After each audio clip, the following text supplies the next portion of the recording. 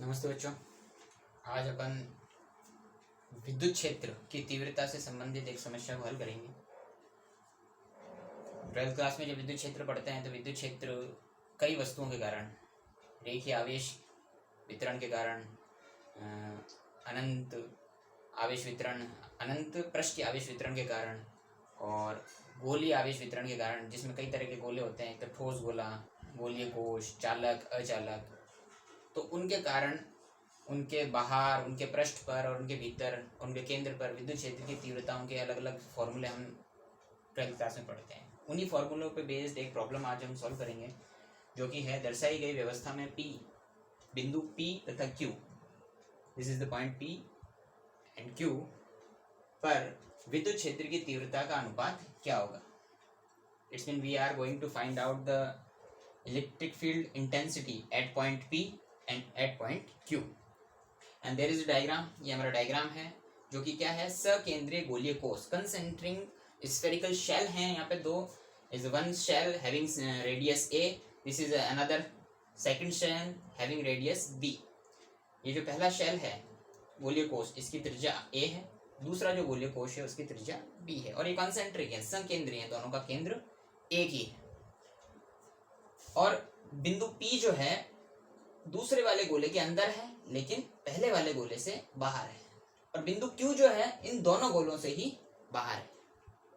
हम इन दोनों पॉइंट पर विद्युत क्षेत्र की तीव्रता ज्ञात करेंगे, और उन विद्युत क्षेत्र की तीव्रताओं का अनुपात क्या होगा ये हमें पता करना है।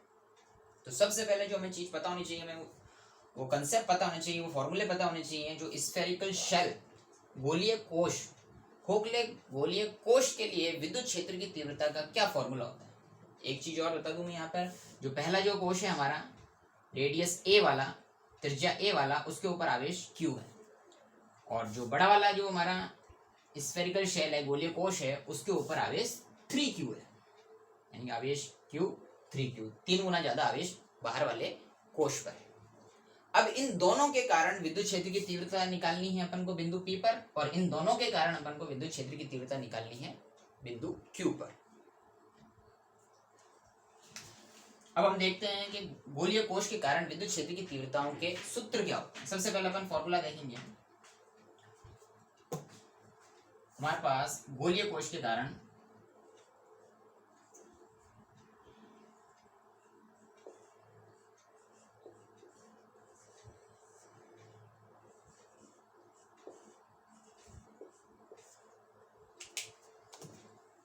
गोलीय कोश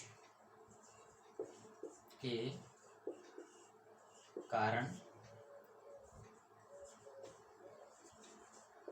विद्युत क्षेत्र की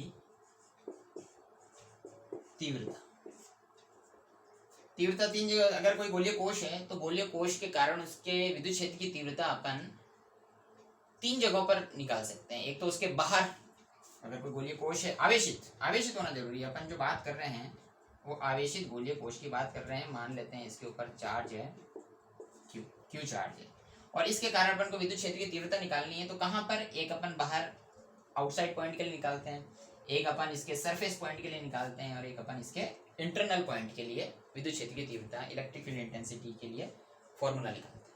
तो हम देखते हैं कि बाहर जो विद्युत क्षेत्र की तीव्रता का जो फॉर्मूला होता है E out,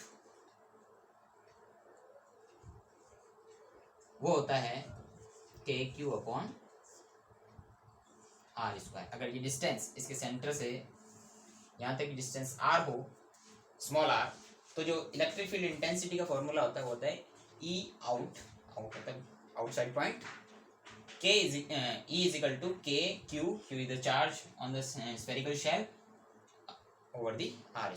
R² is the distance between the center of the sphere and our observation point. तो ये फॉर्मूला होता है आउटसाइड पॉइंट के लिए। सरफेस पॉइंट की अगर हम बात करें, this is the point at surface and this is the radius of this spherical shell. यहाँ पर जो सरफेस के लिए फॉर्मूला होता है E सरफेस, ES में लिख रहा हूँ इसके लिए, वो होता है KQ अपॉन कैपिटल R²।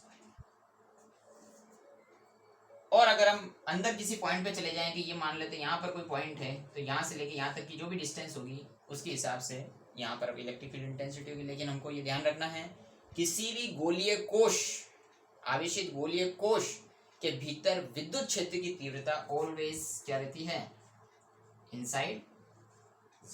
ये हम जानते हैं, this is very well known thing कि किसी भी आवेशित गोलीय कोश के अंदर विद्युत क्षेत्र की तीव्रता शून्य होती है। विद्युत विभव शून्य नहीं होता है। जब भी हम आगे देखेंगे कैसे अभी कोई प्रॉब्लम आएगी विद्युत विभव से रिलेटेड, तब हम देखेंगे विद्युत विभव शून्य नहीं होता है, लेकिन विद्युत क्षेत्र की तीव्रता इनसाइड द शेल जीरो होती है। तो ये तीन बेसिक फॉर्मूला अगर अपन को पता है तो अपन पॉइंट पी और पॉइंट क्यू पर विद्युत क्षेत्र की तीव्रता कैलकुलेट करेंगे दोनों शेल के कारण, और फिर उन दोनों शेल के कारण उनको कैलकुलेट करके फिर उनका हमको क्या निकालना है, उनका रेशियो फाइंड आउट करना है। आई थिंक ये चीज समझ में आ गई होगी। अपन आगे बढ़ते हैं। अब अपने जो डायग्राम दे रखा है उस डायग्राम के अनुसार हमारा जो सॉल्यूशन होगा वो देखते हैं। सबसे पहले अपन बिंदु P पर we are going to find out the electric field intensity at the point P due to the shell first having radius A and shell second having radius B, and point P is located from the center at the distance r, small r. Okay, so I am denoting the electric field intensity at point P with the expression EP. And अब यहां पर एक ध्यान रखने वाली चीज है कि यहां पर इलेक्ट्रिक फील्ड इंटेंसिटी जो भी होगी वो इस गोले पर जो आवेश है Q इसके कारण भी होगी, और इस गोले के कारण जो आवेश है 3Q उसके कारण भी होगी। इन दोनों के कारण यहाँ पे इलेक्ट्रिक फील्ड इंटेंसिटी होगी। लेकिन चूंकि ये बिंदु P इस वाले गोलीय कोश के अंदर है, तो यहाँ पर इस बिंदु P पर इस वाले गोलीय कोश के कारण विद्युत क्षेत्र की तीव्रता होगी शून्य, और ये वाला जो ये जो पॉइंट है इस वाले गोलीय कोश के कारण है, इस वाले गोलीय कोश के बाहर है, इसलिए इस वाले गोलीय कोश के कारण यहाँ पर विद्युत क्षेत्र की तीव्रता कुछ होगी, वो अपन देखते हैं। पहले अपन फर्स्ट वाले टर्म लिखते हैं इसी KQ over the r square. This particular value of electric field intensity at the point P due to the spherical shell having charge Q. अब इसी में मैं प्लस कर दूंगा electric field intensity at point P due to this, इस बड़े वाले shell के कारण जो इलेक्ट्रिक फील्ड इंटेंसिटी होगी वो बिंदु P पर क्या होगी, हम जानते हैं कि बिंदु P अंदर है उसके, तो उसके कारण यहाँ पे जीरो। Electric field intensity due to the this bigger cell at the point P is 0 because P point is inside this particular shell.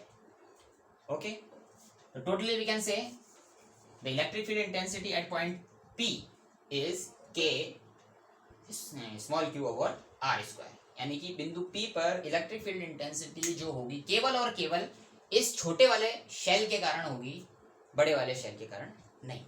This is our equation first, we can say that.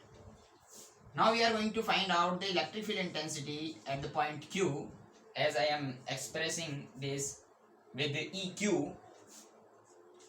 Let's find out this point Q is outside this cell as well as this cell also. ये बिंदु Q इस छोटे वाले shell के भी बाहर है और इस बड़े वाले शेल के भी बाहर है। यहां ये देखने वाली और समझने वाली चीज है कि ये जो बिंदु Q है दोनों ही शेल के केंद्र से 2r दूरी पर है। हमारे डायग्राम में इसको हमने 2r से डिनोट किया, 2r दूरी पर। तो इस छोटे वाले शेल के कारण विद्युत क्षेत्र की तीव्रता हम कैलकुलेट करेंगे बिंदु Q पर, तो हम जो डिस्टेंस लेंगे वो हम लेंगे 2r, यानी कि इलेक्ट्रिक फील्ड इंटेंसिटी हो जाएगी KQ over the 2r square. ये बिंदु Q 2r दूरी पर है केंद्र से इस वाले स्फेरिकल शेल के, और इस वाले स्फेरिकल शेल पर आवेश है Q, चार्ज Q है, तो we can write electric field intensity KQ over 2r square. और अब इस वाले शेल की बात छोड़ करके अब इस बड़े वाले शेल की बात करते हैं। तो इस बड़े वाले शेल के ऊपर आवेश है 3q, और ये बिंदु q जो इसके केंद्र, क्योंकि दोनों का केंद्र एक ही है, तो इसके केंद्र से 2r दूरी पर है। तो we can write electric field intensity k 3q because now the charge over this surface is 3q over the 2r square। ये जो इलेक्ट्रिक फील्ड इंटेंसिटी की ये वैल्यू है वो है इस छोटे वाले शेल के कारण, और ये वाली जो वैल्यू है वो है इस बड़े वाले शेल के कारण। यहाँ पे 3q है क्योंकि यहाँ पे 3q आवेश है, यहाँ पर q है क्योंकि यहाँ इसके ऊपर q आवेश है। डिस्टेंस दोनों के लिए 2r है because the distance between the centre and the point q is 2r for both this spherical cell। Now we can simplify this term as k q, we can take some commons k q over the 2r square। इन दोनों term में से k q अपन 2r square common लिया जा सकता है, तो हमारे पास यहाँ बचेगा 1 + 3, सिंपली 1 + 3 होगा। और आगे जब इसको कैलकुलेट करेंगे तो ये हो जाएगा k q, इस स्क्वायर को मैं इस 2 और r दोनों को ऊपर लगा दूंगा तो ये हो जाएगा 4r स्क्वायर, और ये हो जाएगा 4, और ये सिंपली ये 4 से 4 कैंसिल हो जाएगा। Then we get k q over the r square। This is the value of EQ, the electric field intensity at point Q due to the both cells, and this is the electric field intensity at point P KQ। और हमें यहाँ पता चल रहा है कि the value of EQ and EP are same, so we can say the ratio of EP and EQ, EP raised to EQ is equal to 1:1। This is the our answer. Thank you.